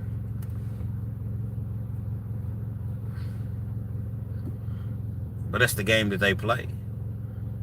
So we must learn to play their game just as well. But when you get to trying to argue with these D-suckers, because that's what I refer to them, D-suckers, you're not going to win. They're all going to take up for each other. They're all going to, have each other's backs or whatever.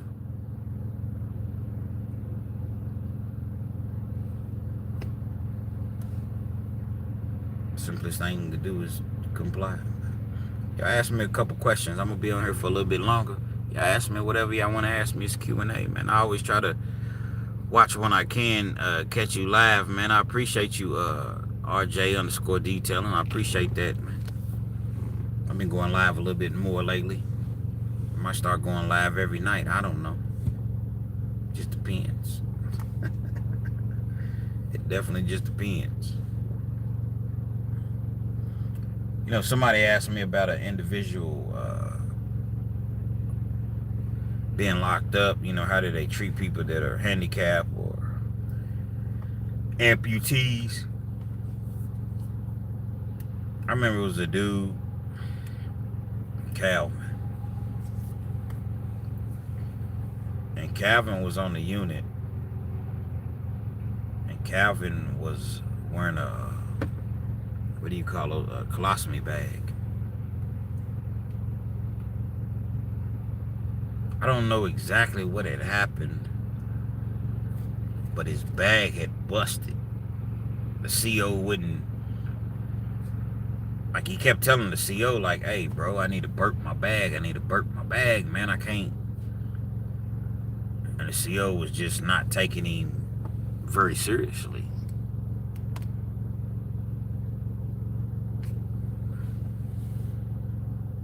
Didn't allow him to come out of the unit, and his bag busted. Busted in the shower, but it busted.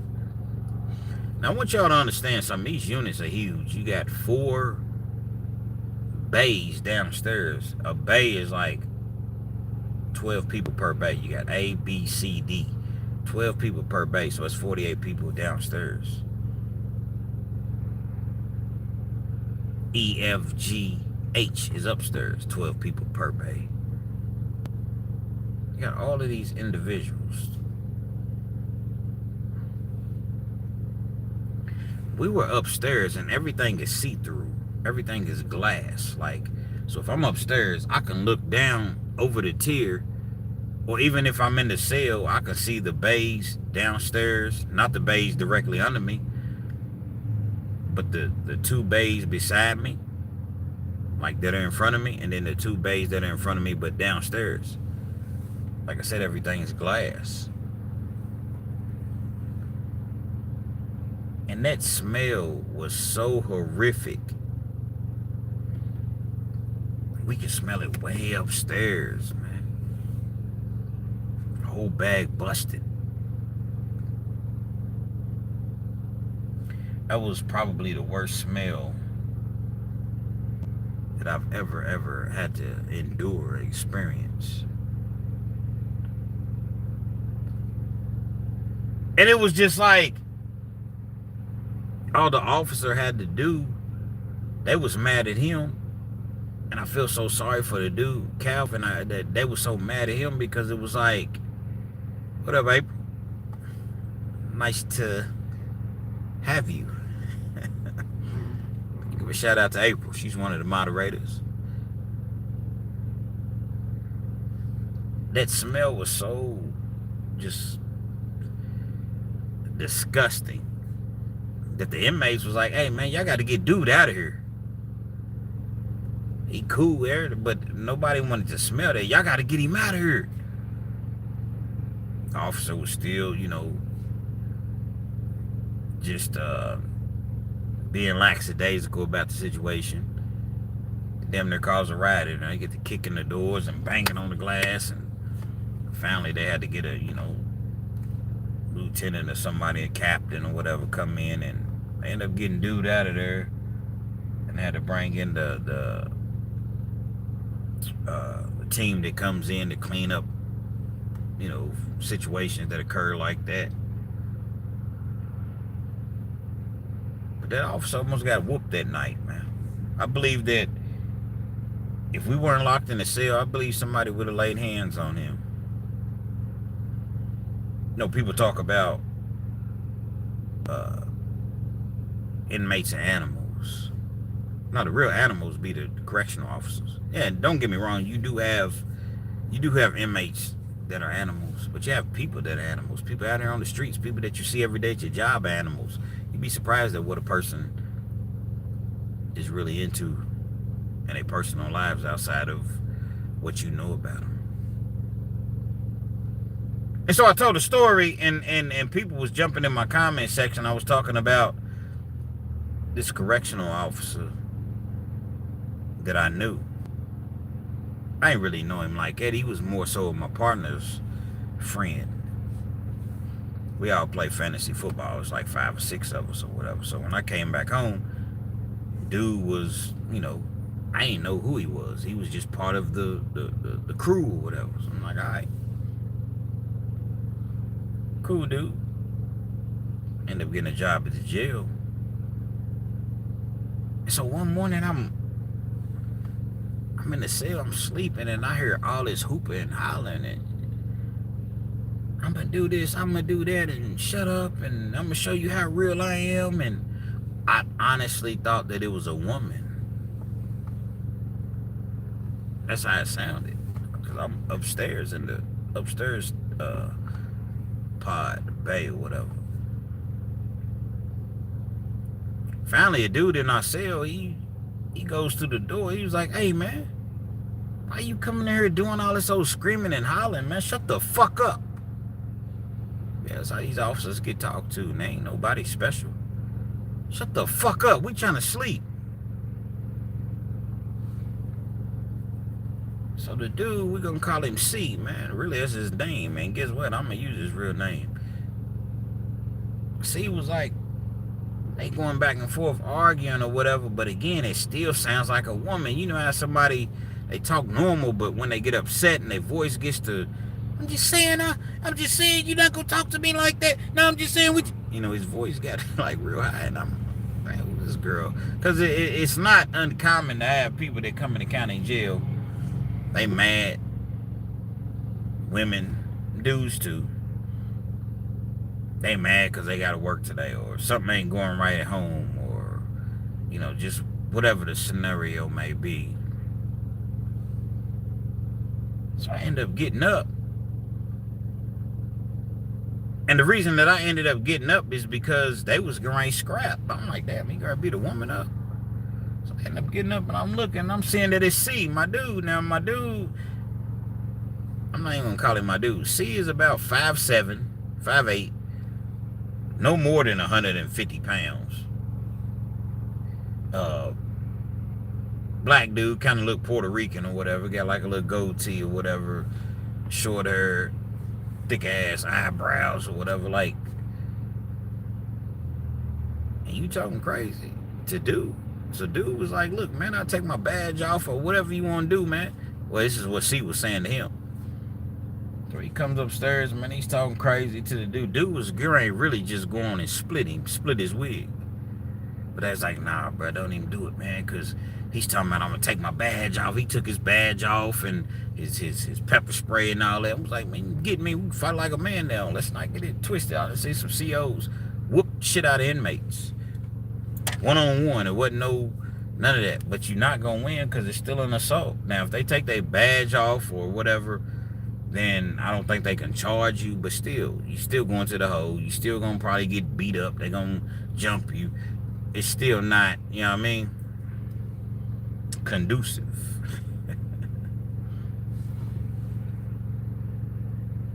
Type of stuff I would see him do in the county jail. I was on my way to the pen, so I seen a couple of instances or whatever.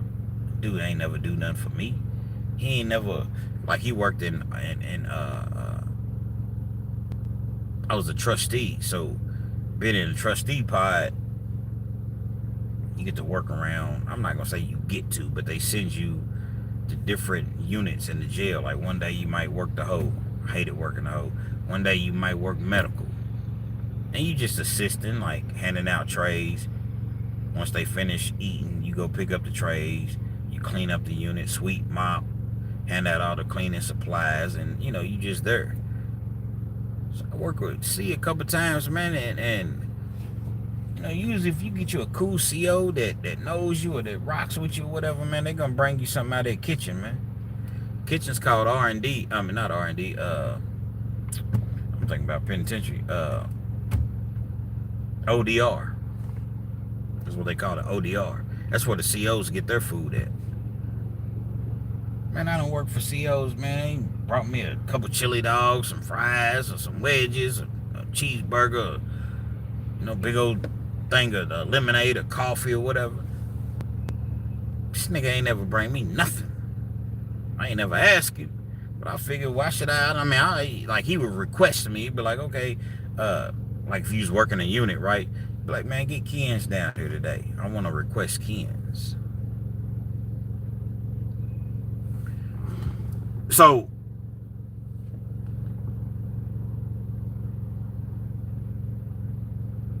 hold on just a second, y'all. Real Kens, what's up, brother? Love from South Africa. You invited to come chill and stay free at my place. I got a pool and tennis court and all kinds of random things to do. Man, you gonna get a nigga down Africa and try to have him hostage, man. Get a nigga down who is this? At N3 Film 275. Come on, man. You what, man? If you got all that, man, bless the cash app. $KENZ 1000. $KENZ 1000, man. Bless the cash app, man. I come rock with you in Africa, man. You know what I mean? I know you got a couple concubines or whatever. You know, respectfully. $KENZ 1000, man. You know what I mean? I'll come rock with you, man.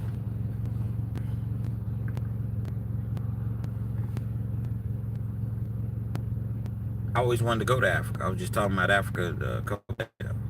You know what I mean?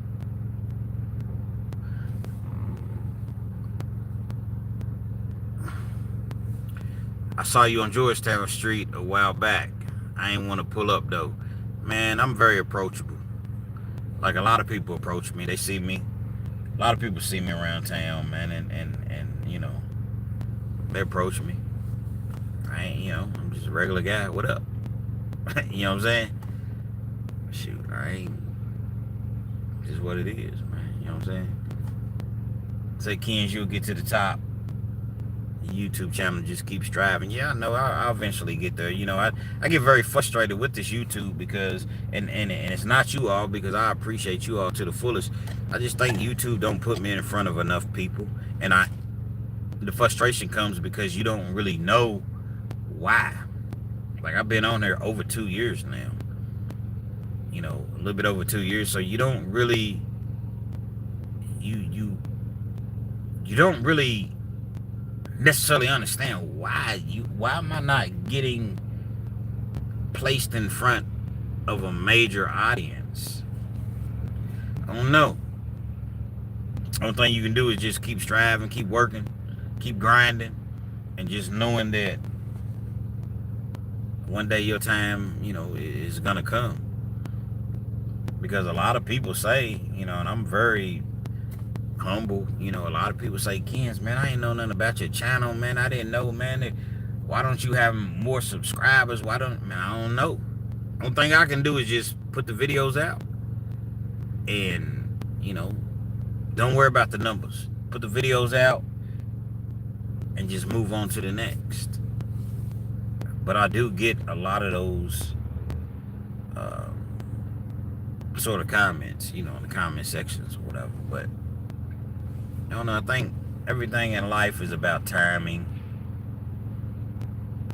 When it's your time, when it's your turn to shine, then it's gonna be your timing, and it's gonna be your turn to shine. And then, and I feel as though I've always had an issue with patience.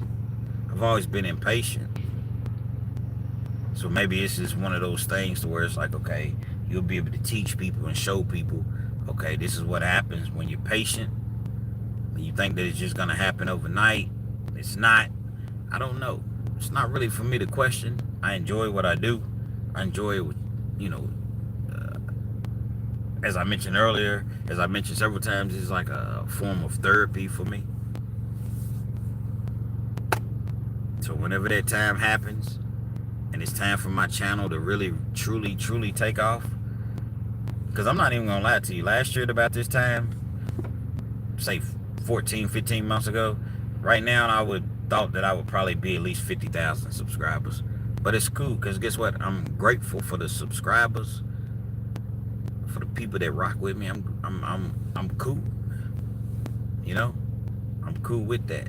So thank you all once again for the support, and just gonna keep the thing moving, man. I'm gonna just keep coming with these stories. But what I refuse to do is compromise myself and get to making up stories, and every day's a booty bandit story. Because let me tell you about how YouTube works. Once you start seeing these checks on YouTube, right? There's some people that really make some major money on YouTube. I ain't never made more than $3,000 in a month on YouTube, and that was a great month. But you got people that make 8,000, 9,000, 10,000 a month, more than that. And so what happens is your lifestyle, absolutely. Thank you just as well, James. We all we got, TB. And I'm gonna tell y'all this in closing before I go. Your lifestyle becomes, okay, I make 10, 12,000 a month on YouTube. So now my lifestyle is based upon that 10, 12,000. You know what I mean? And so you have to keep those stories coming. You got to keep people honed in, tuned in to your channel, because if you don't, at 10, 12,000 that you make in a month can quickly go down to 2 or 3. Then what you gonna do? What you gonna do at that point? So that's why I always encourage people, anybody want to start a YouTube channel, start it. Don't quit your day job. Keep doing what you do. And take that money that you make from YouTube, once you really start to make some money, and have a plan to put it into something else, because you never really know how long you're going to continuously make that money. And even if it never stops, if you're making 10, 12, 15,000, 20,000 a month, you don't want your bills to be nowhere remotely close to that, because you just don't know what's going to happen. Take that money, invest it, put it into something else. So when you see booty bandit story after booty bandit story, because those, for whatever reason, just happen to be the stories that most people cling to. I don't know. If you put booty bandit in your title, you're going to get more views. That's why I feel as though I'm shadow banned on here. I do. Because no matter what I put in my titles, my views are still relatively the same. Like, I haven't knocked it out of the park. The last time I had a 10 or 15, 20,000 view video, and I know that if you put me in front of these people, I would get that quite easily. Not to toot my own horn, but I'm pushing through it. I'm gonna just push through it. But you got these dudes that just do these booty bandit, because they got bills. They got to, and they're making these stories up. You're not running across that many bandits in prison, man, but it's entertainment, so people want to log on and listen to you and fall asleep when you're telling your stories, or when they driving or working the 12-hour shifts or 16-hour shifts or on the factory lines or whatever the case may be. They want to hear you. Me, I choose not to do so. You know what I mean? No knock on nobody that does it, just not my thing. Y'all check this out, man. It's been 2 hours. I definitely appreciate y'all chiming in, rocking with me. But I must go now. Good night, sweetheart. Well, it's time to go. Appreciate everybody once again. Thanks, James. Thanks, April. Moderators. Thank you, everybody. Might go live again tomorrow. Might be a couple days. I don't know. But I'm going to start to go live a lot more. And just address you all with everything that's just going on in the real world, man. You know what I mean? Again, much appreciation. Much love. Ain't no complaining over here.